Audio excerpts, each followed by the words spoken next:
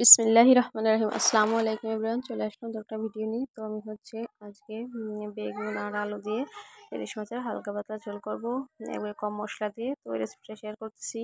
তো ভিউয়ার্স, এই যে তরকারিটা দেখুন কেমন একটা লোক এসেছিল।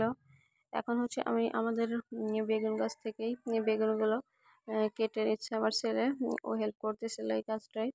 তো বলতেছে, মা আমি একটু কাটি, তুমি একটু ভিডিওটা করো। তো যাই হোক, ওর শখটা পূরণ করলাম। তো এই বেগুনটা আমি দেখতেছি বেগুনটা একেবারে ছোট আছে, এই জন্য ওটার মানে ভাবতেছি ছিঁড়বো কি ছিঁড়বো না। তো যাই হোক, ছিঁড়েই নিলাম, কারণ বেগুন অনেক কম ছিল তাই।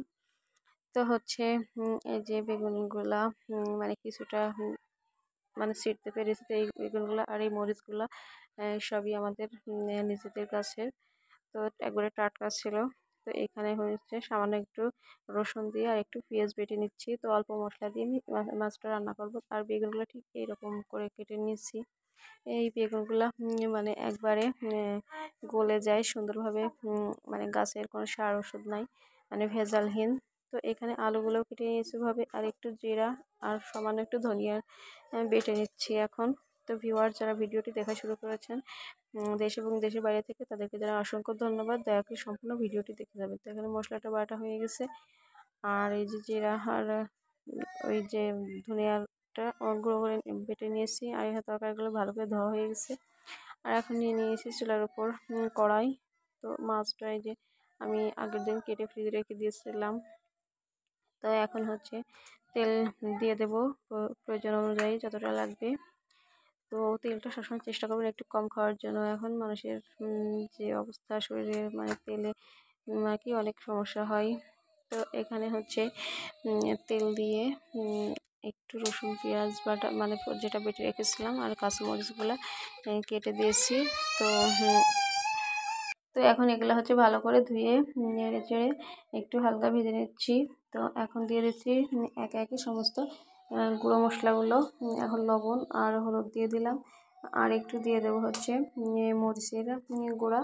তো এগুলা দিয়ে আমি সম্পূর্ণ মশলার সঙ্গে এগুলো মিক্সড করে ভালো করে ভেজে নেব। তো ভিউয়ার্স, দয়া করে কেউ স্কিপ করে দেখবেন না ভিডিওটি। এখানে মাটির চুলায় রান্নাটা করতেছি আমি। আর একটু পরিমাণে পানি দিয়ে দিলাম মশলাটা কষানোর জন্য। তো মশলাটা আমি কষানোর জন্য একটু কিছুক্ষণ জাল করে নিচ্ছি। তো আপনাদেরকে একটা কথা বলি, অনেকে আছে শুধু ভিডিও দেখেন, লাইক দেন না। আবার অনেকে আছে লাইক কমেন্ট করেন, কিন্তু ভিডিওটা দেখেন না ভুল। তো দয়া করে সবাই সম্পূর্ণ ভিডিওটি দেখে তারপরে লাইক কমেন্ট করবেন। আর ভালো লাগুক বা খারাপ লাগুক, ওটা কমেন্টের মধ্যে অবশ্যই আমাকে জানাবেন। তো এখানে আমি মশলাটা কষানোর পরে আলুগুলো দিয়ে দিলাম। তো আলুগুলো দিয়ে আমি কিছুক্ষণ নেড়েচেড়ে নিয়েছি। আর একটু অল্প একটু পরিমাণে পানি দিয়ে আমি এটা কিছুক্ষণ কষাবো। তো এই যে বলক উঠে গেছে। তো এই বলক ওঠার পরে আমি নাড়াচাড়া করতেছি। তো নাড়াচাড়া করে এখন আমি বেগুনগুলো দিয়ে দেবো। তো বেগুনগুলো একসাথে না দেওয়ার কারণ গাছের বেগুন তো মানে একবারে ভালো গলে যায়। তা একটু পরে দিলে, আমি সবসময় বেগুনটা একটু পরেই দিই, না হলে একবারে ভেঙে যায়, এই জন্য। তো এই যে বেগুনগুলো দিয়ে আমি ভালো করে সুন্দর করে নেড়েচেড়ে মিশিয়ে নিচ্ছি। তো আমি আরেকটু কিছুক্ষণ কষাবো। তো সকল আপু ভাইদেরকে রিকোয়েস্ট করতেছি, দয়া করে ফুল ওয়াচ করে যাবেন। আর যদি কোনো নতুন বন্ধু ভিডিওটি দেখেন, তাহলে অবশ্যই চ্যানেলটা সাবস্ক্রাইব করে আমার সঙ্গে থাকবেন। আর পোস্টে একটা কমেন্ট রাখবেন, আমি ব্যাক দিয়ে দেবো। তো এখানে দেখুন তরকারিটা ভালো করে কষানো হয়ে যাচ্ছে প্রায়। তো আর একটু আমি নেড়ে চেড়ে নিচ্ছি। এখন এর মধ্যে কাঁচা মাছগুলো আমি দিয়ে দেবো। তো আমি ইলিশ মাছ কোনো সময় ভেজে রান্না করি না, এভাবে কাঁচাই রান্না করি, এটা আমার কাছে অনেক ভালো লাগে। তো এই যে মাছগুলো দিয়ে আমি তরকারির সঙ্গে আর একটু নেড়ে চেড়ে কিছুক্ষণ রেখে দেবো। তো আর কিছুক্ষণ মানে অল্প একটু কষাবো। এই যে ঢেকে দিয়েছিলাম, দেখুন একবারে পারফেক্টভাবে পানিটা শুকিয়ে গেছে আর তেলটা একটু বেরিয়ে এসেছে। তো এখন হালকা হাতে নেড়ে দিচ্ছি, যাতে বেগুনগুলো একবারে ভেঙে না যায় বা মাছটারও কোনো সমস্যা না হয়, মানে ভেঙে না যায়।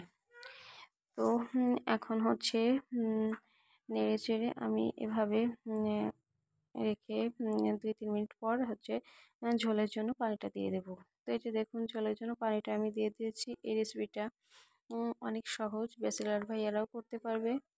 তো এই যে আমি হালকা করে নেড়ে চেড়ে রেখে দিয়েছি। এখন হচ্ছে ঢাকা চাপা দিয়ে ঢেকে জাল করছি।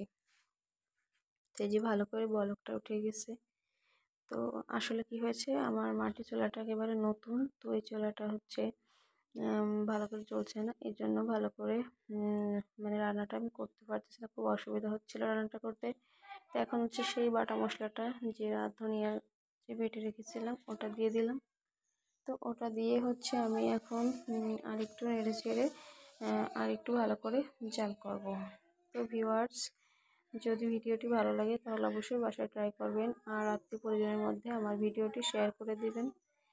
আর আপনাদের কাছে মানে শেষবারের মতো আবার রিকোয়েস্ট করতেছি, একটা লাইক দিয়ে আমার ভিডিওটি কন্টিনিউ করবেন। আপনাদের একটা লাইক আমার ভিডিওটি অনেক দূর পৌঁছাতে পারবে। তো একটু হেল্প প্লিজ আপনারা সবাই করবেন। তো এই যে আমার তরকারিটা প্রায় হয়ে এসেছে। তো আমি হচ্ছে এখন তরকারিটা পরিবেশন করবো। তো আমি ঝোল বেশি শুকাইনি, হালকা টলটলা ঝোল করেছি। তো এভাবে ঝোল করে খেয়ে দেখবেন, খেতে অসাধারণ লাগে। তো আমার তরকারিটা কমপ্লিটলি এরকম একটা লুক এসেছে, মাশাআল্লাহ। খেতেও দেখতে বেশ সুন্দর। আসসালামু আলাইকুম, আল্লাহ হাফেজ।